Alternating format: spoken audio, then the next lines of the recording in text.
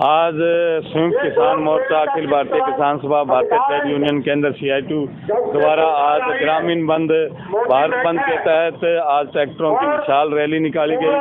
साथ में यहाँ एक बड़ी आम सभा शहीद आजम भगत सिंह चौक पर आयोजित की गई है और इसके बाद में जो हमारा मांग पत्र है वो दिया जाएगा। जो संयुक्त मोर्चे का आह्वान है उसको यहाँ लागू करने का काम किया है, जिसमें मुख्य मांग है किसानों की फसल का MSP मिले, मजदूरों को न्यूनतम मजदूरी में बढ़ोतरी हो और इसके अलावा जो लेबर कोड बनाए गए हैं जो मजदूर किसान विरोधी हैं उनको जो वापस लिया जाए और तमाम जो हिट एंड रन कानून जो बना है उसको वापस लिया जाए सहित अन्य मांगों को लेकर आज ये कार्यक्रम हमने रखा है। यहाँ पे अभी कह रहे हैं कि वहाँ पर कुछ विरोध प्रदर्शन हुआ है और अगर ऐसी है तो हम उसकी निंदा करते हैं।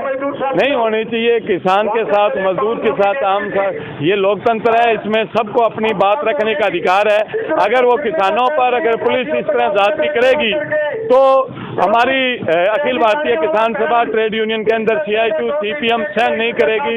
हम इसका मुकाबला करेंगे। आज हमने धारा 144 तोड़ दी है और आगे भी इसी तरह इस कानून जो लोकतंत्र विरोधी है उसकी धज्जियां उड़ाएंगे। देश के अंदर जो किसान का आंदोलन था उस आंदोलन में केंद्र सरकार ने, मोदी जी ने खुद ये कहा था कि हम जो भी समस्याएं हैं, जो भी हमारी मांगे हैं उनके ऊपर हम विचार करेंगे सहानुभूतिपूर्वक और MSP पे खरीद की गारंटी की और जो मांगे थी सारी मान ली गई।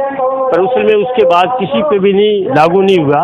अब भी MSP पे खरीद का कानून का कोई गारंटी नहीं है। महंगाई लगातार बढ़ रही है, अपराध उसी तरह से घटित हो रहे हैं। नई पेंशन स्कीम जो है उसको लागू कर रहे हैं, जबकि पुरानी पेंशन स्कीम आम कर्मचारी के लिए ठीक थी, उसको बंद कर रहे हैं। महंगाई की याद है कि पेट्रोल और डीजल के अंदर पूरे देश में हनुमानगढ़ और गंगानगर में सबसे महंगा है।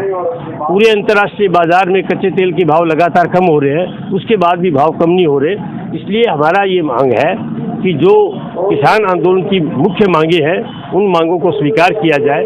देश में शांतिपूर्ण तरीके से, अब ये पहली दफ़ा हो रहा है कि आप एक राज्य की दूसरी राज्य की सीमाएं सीज कर रहे हैं, किसी को राजधानी में नहीं जाने दे रहे, सड़कें जाम कर रहे हैं। ये पूरी तरह से तानाशाहीपूर्ण कदर है और अभी कोई राजस्थान के अंदर, देश के अंदर कोई सरकार BJP की नहीं है। ये असल में कॉर्पोरेट घरानों की सरकार है और मोदी जी, केंद्र सरकार और राज्य सरकार उनकी चाकरी करती है, उनकी दलाली करती है। और अभी जो है किसान जो जा रहे हैं उन किसानों पे लाठीचार्ज हो रहा है, गोलियां चलाई जा रही हैं। अभी हनुमानगढ़ में ये घटना हुई है। हम मांग करते हैं कि दोषी अधिकारी है उनके खिलाफ कार्रवाई की जाए और जो भी लाठीचार्ज किया है उसकी हम कड़ी शब्दों में निंदा करते हैं। किसान इसका जवाब देंगे। पूरे देश के अंदर जब जो भी संयुक्त किसान मोर्चा हमें कॉल देगा, जो भी हमें निर्देश देगा, उसके हिसाब से आंदोलन को आगे बढ़ाएंगे। और आज पूरे देश के अंदर भारत बंद है, ग्रामीण बंद है, जगह जगह केंद्र सरकार की जो जन विरोधी नीतियां हैं, जिन सवालों को लेकर के लगातार किसान मजदूर आंदोलन है। अब आप देखिएगा नया हिट एंड रन कानून बनाया है जो देश में ड्राइवरों की मौत है।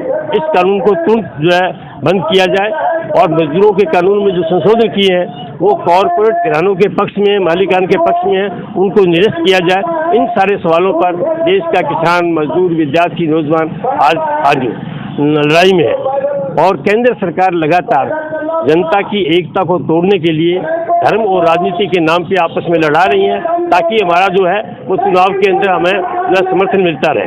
और आज मोदी जी इस अवतार में आए हैं कि जैसे भगवान राम नहीं रहे और मोदी जी राम है, मोदी जी कहें वही बात सही है। ये लोकतंत्र में नहीं होता। हम लोकतंत्र को बचाने के लिए, देश के किसान और मजदूर को बचाने की लड़ाई लड़ रहे हैं। और मोदी सरकार सत्ता में आई थी उससे पहले भाजपा ने चुनाव घोषणा पत्र में वायदा किया था कि किसानों की न्यूनतम समर्थन मूल्य से न्यूनतम 1.5 गुना आमदनी की जाएगी। उसके बाद में उन्होंने कहा दुगना की जाएगी और फिर उसके बाद में अपने उद्योगपति मित्रों को लाभ पहुंचाने के लिए 2 साल पहले 3 काले कानून लाए। उन काले कानूनों के विरोध में हरियाणा, पंजाब के किसान धरने पे बैठे। राजस्थान से भी हमारे किसान गए बॉर्डर से और वहाँ पे उन्होंने किसानों को आतंकी तक का दिल्ली में घुसने नहीं दिया गया। 715 किसान शहीद हो गए।